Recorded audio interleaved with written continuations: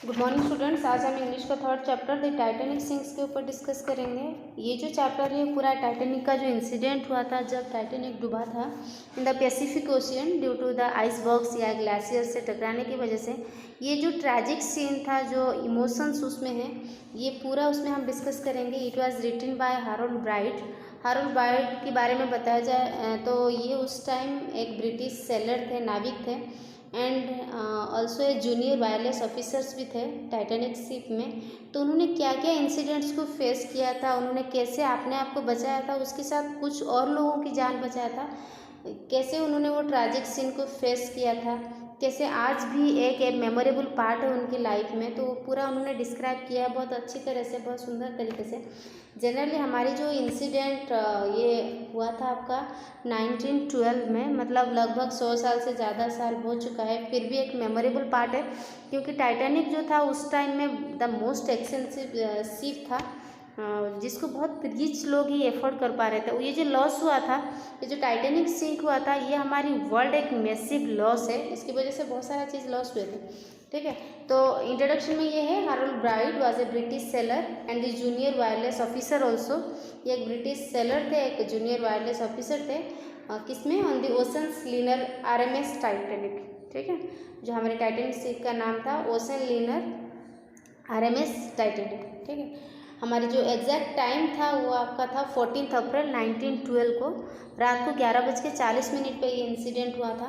सब कितना खुश थे, सब बिल्कुल समुंदर के बीच में जो सफ़र था वो बहुत एन्जॉयबल था, बहुत एंथुसियास्टिक से भरा हुआ था। लेकिन बीच में ये जो ट्रैजिक सीन आया है, कैसे सब कुछ अचानक सब कुछ उलट हो गया, कैसे टाइटैनिक जो द मोस्ट एक्सपेंसिव शिप है अभी वो डूबने वाला है, ये जो सिचुएशंस बहुत अच्छी तरह से उन्होंने यहाँ पे डिस्क्राइब किया है। तो हम इसको पॉइंट वाइज करके डिस्कस करेंगे बहुत अच्छी तरह से।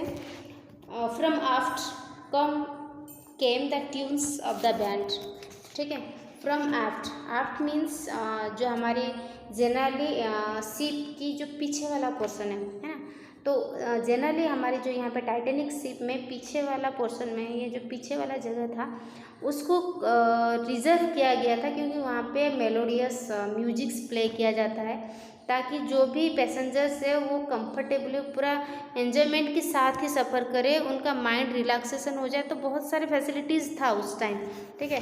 तो फर्स्ट है, फर्स्ट लाइन ये इंडिकेट करता है सिचुएशन सभी क्या है ना, फ्रॉम आर्ट, पीछे से, ठीक है, पीछे से केम the tunes of the band, पीछे से कुछ बैंड की धुन निकली, कुछ मेलोडियस कुछ सॉन्ग प्ले किया जा रहा था। हो सकता है कुछ इमोशंस भी भरा हुआ है क्योंकि सिचुएशन उस टाइम कुछ अलग ही था। It was a rag time tune, यह एक रैग टाइम ट्यून थी। आई डोंट नो व्हाट, लेकिन मुझे नहीं पता क्या कौन सा ट्यून थे। हो सकता है ट्रैजिक हो, ट्रेजिडिक हो या कुछ, मुझे नहीं पता क्योंकि जो राइटर है उनको मेलोडी या सॉन्ग के बारे में इतना कुछ नॉलेज नहीं है, तो उनको ये नहीं पता एक्चुअली कौन सा ट्यून निकल रहा है। लेकिन बस ये है पीछे से, शिप के पीछे से एक साउंड या म्यूजिक प्ले हो रहा था। देन देयर वाज ऑटम नॉटम, और एक साउंड प्ले आ रहा था, ऑटम ऑटम मतलब ऑटम ऑटम सॉन्ग्स के अकॉर्डिंग एक म्यूजिक प्ले हो रहा था। I went to the place, मैं उस जगह पे गया। I had seen the collapsible boat on the boat deck, मैं वहाँ जब गया मैंने वहाँ पे देखा, क्या देखा, I went to the place, I had seen the collapsible boat on the boat deck, मैंने देखा कि कुछ सब कुछ ख़त्म होने वाला है, ठीक है। शायद कुछ बहुत बड़ा चीज़ मतलब होने वाला है, शायद हमारी जो टाइटैनिक है ये शायद मतलब डूबने वाला है, ऐसी सिचुएशंस हो गया। And to my surprise I saw the boat and the man still trying to push it, और मैंने देखा कि ये टाइटैनिक को सपोर्ट करने के लिए on the boat deck, boat deck मैंने देखा, मैंने नाव डेक पर बंधने वाला नाव भी देखा कि कोई सपोर्ट में एक छोटी सी नाव शायद आया है कि कुछ पैसेंजर्स को वहाँ के बचा के बाहर निकाल सके, क्योंकि सिचुएशन ऐसा था कि जितने भी वहाँ पे पैसेंजर्स थे वो सारे डूबने वाले थे क्योंकि जो टाइटैनिक था ये ऑलरेडी डूबने वाला था, सिचुएशंस बहुत ख़राब हो चुके थे। I guess there was not a sailor in the crowd, मुझे लगा क्योंकि इतने सारा लोग पानी के अंदर थे कि शायद कोई नाविक इस भीड़ में नहीं है जो दूसरे को बचा सके। तो यहाँ पे जो हमारे रॉबर्ट, जो भी हमारे राइटर थे हैरोल्ड ब्राइट, तो वो भी एक सेलर थे। तो उन्होंने ये महसूस किया शायद मैं ही अकेला हूँ, मेरे अलावा यहाँ पे और कोई नहीं है जो यहाँ पे डूबते हुए लोगों को बचा सके। They couldn't do it. उन्होंने सोचा यहाँ पे कोई नाविक नहीं है तो ये काम कोई नहीं कर सकता। कौन सा काम ना? उन्होंने जो देखा नाव डेक पर बंधने वाला जो नाव था उसको पुश करना, उसका जो भी वहाँ पे कुछ फंक्शंस करना था जहाँ जिसकी वजह से हम कुछ लोगों को बचा सकते हैं। ये जो कला था ये सिर्फ नाविक को ही पता था। तो उन्होंने छोड़ा कि मेरे अलावा शायद ये काम और कोई नहीं कर सकता, तो मुझे यहाँ पे जाना पड़ेगा, कुछ लोगों को यहाँ पे बचाना पड़ेगा। क्योंकि इमरजेंसी के तौर पे हमेशा एक वहाँ पे क्या रखा जाता है जिसको हम बोलते हैं the boat deck. Emergency situation में एक बोट डेक को रखा जाता है, ठीक है। Then I went up to them and was just landing ahead with a large wave came ours of the deck. मैं जैसे ही जाने की कोशिश किया, मैं करने ही वाला था, एक लार्ज वेव, बहुत बड़ा लहर आया। ऐसा लग रहा था कि सब कुछ चला गया, कि शायद मैंने कुछ नहीं कर पाया। मैं आने वाला था, ऐसा लगा कि बहुत बड़ा लहर से टकरा के मैं शायद पता नहीं कहाँ चला गया। The big wave carried the boat off. ये जो बड़ा सा लहर था ये नाव को लेके चला गया। I had hold of an oarlock. मैंने oarlock means that is a device. Oarlock एक डिवाइस है, ये अटैच किया जाता है बोल की गनवेल के साथ, ठीक है। यह एक रोइंग मशीन की तरह काम करता है। तो मेरे हाथ में सिर्फ एक रोइंग मशीन ही रह गया था, उसके अलावा मैंने कुछ नहीं कर पाया। I went with it. मैं उसी के साथ ही चला गया। द नेक्स्ट, जब मुझे सब इंसिडेंट हो गया, बड़ी लहर टकरा के चला गया, मुझे ये पता चला I was in the boat. मैं बोट में तो हूँ but the boat was not एलो, लेकिन नाव नहीं है। I was in the boat, मैं बोट में हूँ and the boat was upside down means नाव बिल्कुल उलट गया है। And I was under it, और मैं उसके नीचे रह गया हूँ। मीन्स मैं पानी के अंदर आ चुका हूँ, पानी के नीचे आ चुका हूँ। मैं आया था कुछ लोगों की बचाने के लिए, लेकिन बड़ी लहर की वजह से नाव मतलब पलट चुका है और मैं पानी के नीचे आ चुका हूँ। And I remember realising I was wet through, और मुझे लगा मैं कम्प्लीटली गीला हो चुका, मतलब मैं अंडर पानी में हूँ, पानी के अंदर ही हूँ। Then whatever happened I most I most not breath. मतलब जो भी मेरा साथ हुआ है, लेकिन मैं सांस नहीं ले पा रहा था, मुझे कुछ दिक्कतें हो रहा था। For I was under water, क्योंकि मैं पानी के अंदर था। I knew I had to fight for it, मुझे पता था मुझे उसके लिए लड़ाई करना पड़ेगा। एंड आई डी, और मुझे जीतना भी पड़ेगा, यहाँ से बाहर निकलना ही पड़ेगा, क्योंकि जब तक मैं बाहर नहीं निकलता हूँ तब तक मुझे दूसरे लोगों को बचाने के लिए मौका भी नहीं मिलेगा। How I got out from the under the boat I don't know. मुझे निकलना ही था, लेकिन मुझे कैसे निकलना था ये मुझे नहीं पता था। But I felt beneath of air at last, लेकिन I felt a breath of air at last, लेकिन मुझे महसूस हुआ कि हाँ मैं थोड़ा सा सांस ले सकता हूँ शायद, ठीक है। मुझे मतलब ऐसे जगह पे आ सकता मतलब आ गया था कि मैं अपने आप को थोड़ा सा राहत महसूस कर रहा था, थोड़ा कंफर्टेबल फील कर रहा था, मुझे सांस मिल चुका था, मुझे ऑक्सीजन सप्लाई हो चुका था। There are man all around me, मेरे चारों तरफ से बहुत सारे लोग थे। हंड्रेड्स ऑफ देम, मतलब 100 से ज़्यादा लोग थे, इतना मतलब सब ऐसे सिचुएशंस में सब कंटिन्यूसली फाइट कर रहे थे बाहर निकालने के लिए। This sea was dotted with them, और ऐसा लग रहा था कि शायद समुंदर जो है उनके साथ तो अपने आप को एडजस्ट करने की कोशिश कर रहे हैं, समुंदर की लहरें के साथ अपने आप को बचाने की कोशिश कर रहे हैं। All depending of their life beds, और सब यहाँ पे जो लाइफ बेड्स जो इमरजेंसी के लिए रह जाता है सब उसी के भरोसे ही समुद्र में। ऐसे लग रहा था कि समुद्र के साथ उनके साथ आदत हो चुका है, बट एक्चुअली वो फाइट कर रहे थे कि कैसे इतनी ठंड पानी से, क्योंकि Pacific Ocean the deepest ocean in the world, तो वहाँ से कैसे बाहर निकले। I felt I simply had to get away from them, मुझे लगा मुझे यहाँ से बाहर कैसे भी करके निकलना है।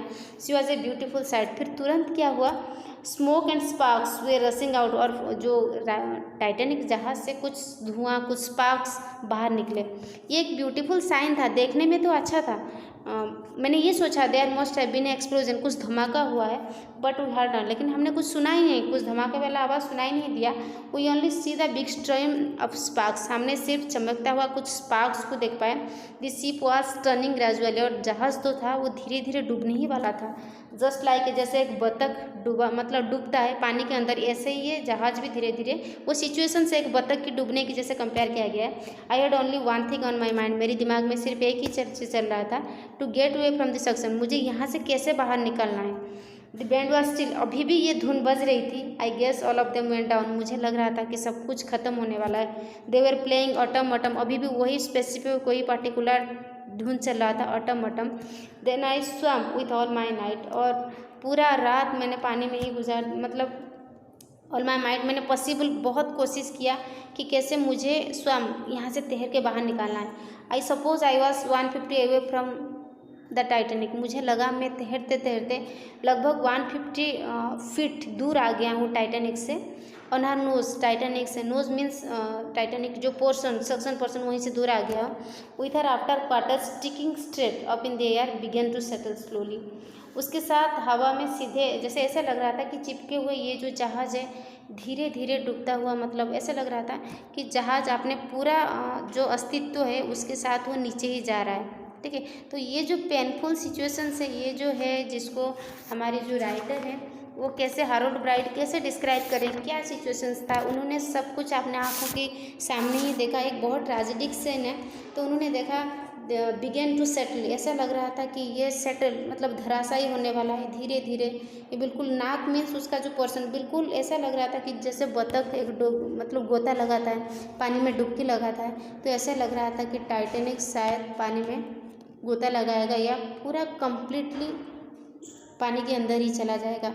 मतलब ये जो लास्ट लाइन है, they were playing autumn autumn means tragic scenes है, लेकिन जो एक चाह है, जो जीने की कोशिश है, तभी तो मेलोडियस सॉन्ग प्ले कर रहे हैं अलग अलग अच्छे अच्छे धुन में। उनको एक्चुअली पता है कि हाँ something everything will be finish, सब खत्म होने वाला है, फिर भी एक उम्मीद है जो कि आपका ये लाइन ये बताने की कोशिश करें, they are playing autumn autumn. क्यों ना, म्यूज़िक हम तभी प्ले करते हैं क्योंकि कुछ उम्मीद है, कुछ पॉजिटिव थिंक है, तभी भी लोगों के अंदर जो म्यूजिक प्लेयर्स थे, जो कि बैंड थे वहाँ पे, ग्रुप ऑफ म्यूजिशियंस, तो उन्हीं के अंदर अभी भी एक था कि जो पैसेंजर्स है उनको एक कंफर्टेबिलिटी जोन करे, कंफर्ट जोन में ले आए, ताकि उनको ये महसूस ना हो कि हाँ हम प्रॉब्लम है। बट वो लोग सारे प्रॉब्लम में थे, ऐसा लग रहा था इट विल बी वैनिश, ये सब खत्म होने वाला है।